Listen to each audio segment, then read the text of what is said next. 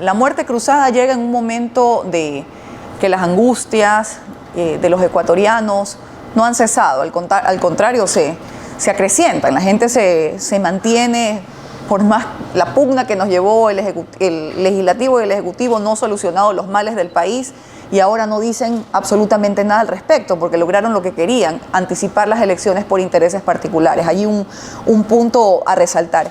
Y eso no cambia el escenario dramático que vive el país, de los vacunadores, extorsionadores, de la inseguridad. Entiendo que acaban de, al estilo sicariato, atacar a un concejal de Esmeralda, jueces, fiscales. En fin, eso continúa. A esto sumamos que a los partidos políticos que no han tenido un proceso de formación y de creación de cuadros, de liderazgo fuertes, de fomento a la militancia, vemos una crisis del sistema de partidos políticos que lo que demuestra es que tenemos partidos de alquiler y candidatos de alquiler.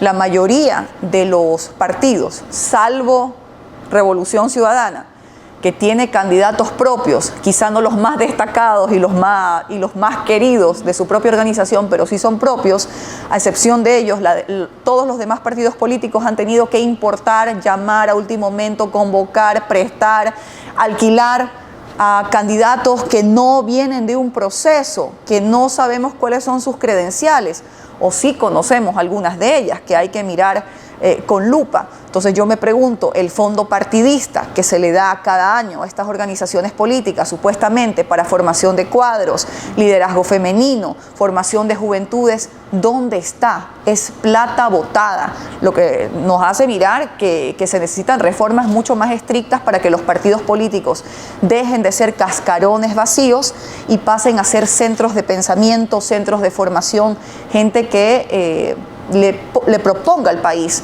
agendas nacionales, agendas de país, y no estos oportunismos políticos y mediáticos que se ven en estas elecciones anticipadas. Hablando de las agendas políticas, de la proposición que se le pueda dar a un país, también tenemos un presidente que va a estar en 16 meses y que probablemente no le alcance ni su plan de gobierno, ni el tiempo, ni tampoco los apoyos o recursos para poder implementarlos en el Ecuador. Sí, será un gobierno de transición, y quien llegue, por supuesto invitando a la gente a mirar muy bien cada uno de los perfiles, y me referiré de eso más adelante, debe establecer objetivos claros y objetivos nacionales.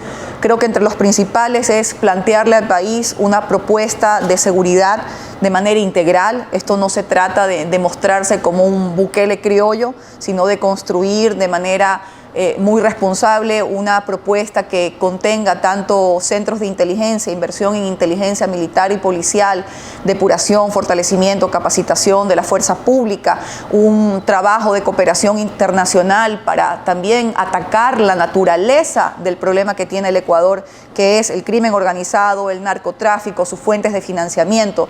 Eso como un primer objetivo. Como un segundo objetivo, no menos importante, es plantearle al Ecuador una secretaría de riesgos que realmente funcione, que pueda generar un programa de prevención, planificación, coordinación de lo que va a ser el impacto del fenómeno del Niño, y Dios no quiera de otros embates de la naturaleza, porque somos un país sísmico, y por eso Chile es un modelo referencial, que al ser un país que ha atravesado por terremotos, por temblores, están organizados, están preparados, saben cómo actuar, saben cuáles son los protocolos, sus infraestructuras son antisísmicas, están debidamente coordinados, y en el caso que ocurra una desgracia saben cómo responder.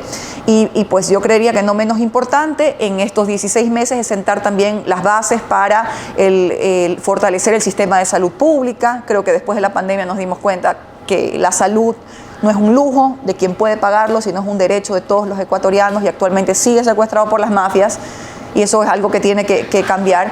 La educación debe también replantear el modelo de desarrollo, del modelo educativo. Las infraestructuras de la costa están en muy mal predicamento, están viniéndose abajo y no hay los recursos suficientes para hacerlo. El plan del gobierno de transición tiene que ser ambicioso, pero tiene que ser realizable en estos 16 meses. Ahora, esa posibilidad de realizable para algunos candidatos significa una consulta popular, porque saben que en asamblea no van a lograr mucho y también en cuestión de tramitar leyes y todo lo que se estructura para hacer una política pública. ¿Qué piensa usted al respecto? Usted se me adelantó, porque no prender todas las alarmas y todas las alertas y sacar las banderas rojas a los partidos políticos o a los candidatos que empiecen a proponerle al país cosas en función de sus intereses. Esos que quieren volver, esos pastores que creen que esto es una secta o una religión, esto es política, esto se trata de políticas públicas, esto se trata de planes de gobierno. Plantearle al país una asamblea constituyente para cambiar los periodos presidenciales, para poner la reelección indefinida, para quizá poner indultos para aquellos que han cometido delitos contra la administración pública, es una locura, es algo insano, es algo que no podemos permitir. Tampoco pensar que va a venir un candidato con el propósito de utilizar una plataforma política para tratar de reelegirse en el 2025. Debe tratar de hacer las cosas de la manera correcta, como he dicho, programas ambiciosos pero realizables, para cumplir con este periodo, para cumplir con la población que se encuentra angustiada frente a un periodo de inestabilidad tan grave, tan grande que hemos vivido en los últimos años y que hoy no cambia la situación de angustia que vive el Ecuador. En ese orden le consulto a usted, ya sabemos, bueno, un poco cómo llevar la situación, pero cuando recordamos unas semanas atrás en las que se declaró la muerte cruzada y todo el mundo decía, ¿y ahora qué? Entonces, en ese orden, ¿qué se debería hacer para evitar esta situación en el futuro? Porque sabemos que estuvo diseñada bajo un proyecto político, refiriéndome a la Constitución. Bueno, a lo mejor en el espíritu del constituyente, que esa no fue parte yo fui constituyente y no fui parte de esa mesa de estructura del Estado, yo fui parte de la mesa de relaciones internacionales, integración latinoamericana. Ahora, justamente que soy parlamentaria andina, entiendo la importancia de la integración. Pero en aquel momento se trató de emular quizá un poco el parlamentarismo monárquico que hay en los países de Europa, pero aquí tenemos un régimen presidencialista. Es el presidente que está al mando de la función ejecutiva, de todos los organismos del Estado, de la administración pública, y más bien se supone que la Asamblea Nacional, en vez de obstruir el plan de desarrollo, debe ser un organismo de fiscalización y de legislación. Pero el constituyente planteó que si se llegara a presentar esta pugna que ya obstruyera el plan, y hay unas causales establecidas de lado y lado, tanto para que la Asamblea Nacional llame a muerte cruzada, que no lo logró hace unos meses, como que el presidente lo haga, y lo hicieron por, recuerdo que grave crisis y conmoción nacional. Y ahí debo también plantear que ni siquiera que era subjetividad del presidente hacerlo.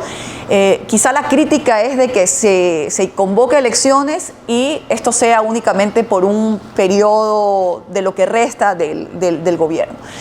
La figura se aplicó, lo que ha creado es inestabilidad. Me llama profundamente la atención que los partidos políticos ahorita estén tan callados y complacientes, como que si el país hubiera cambiado y como si la inseguridad no siguiera. No dicen absolutamente nada. Lo que realmente querían es que el presidente aplique la figura para tratar de montarse y asaltar el poder, supuestamente con elecciones democráticas. Ahí vemos los objetivos. Que podamos ir a una reforma constitucional en el futuro es probable. Eso se deberá analizar, pero cuidado con los aventureros y cuidado con la gente que piense que llamar a una asamblea constituyente va a cambiar los males del Ecuador. En este momento lo que urge es, como he dicho, un plan integral de seguridad, liderazgo y voluntad política, con la solidaridad suficiente para plantear un modelo económico empático. Hay que invertir en educación, hay que invertir en salud y hay que apalearla con contingencia y con trabajo lo que puede venir del fenómeno del Niño. Eso es la prioridad del nuevo gobernante. ¿Cómo está su visión política para servirle al país? Sabemos que es parlamentaria andina, pero no descartaría presentarse de pronto en una presidencial para 2025. ¿Por qué no lo hizo ahora? Bueno, tuve muchas propuestas, me llamaron. Entiendo que la situación así precipitada hace que uno no tenga mucho tiempo para tomar decisiones, pero yo sí soy una persona que se toma esto con mucha responsabilidad. Al haberme separado de mi agrupación política, ya va a ser un año de eso, por profundas diferencias que el tiempo me dio la razón al castigar en las urnas a una alcaldesa por sus actos de corrupción y por su comportamiento inapropiado. Yo me tomó el tiempo suficiente para pensar cuál es el camino y el futuro político que quiero construir. He agradecido las propuestas que he recibido, entre esas creo que de la más importante fue la del candidato presidencial Yacu Pérez Huartambel, al que siento como una persona muy bien intencionada, como un luchador social y como alguien que tiene ganas de hacer las cosas bien. Aún no conozco a detalle su programa de gobierno, entonces evidentemente por no tener todo el conocimiento, para mí era un equipo nuevo, un grupo nuevo, yo preferí no aceptar esta candidatura y más bien esperar a construir para el 2025, que está a la vuelta de la esquina, un proyecto nacional, algo que represente el alma nacional de este país y que pueda yo liderarlo como mujer.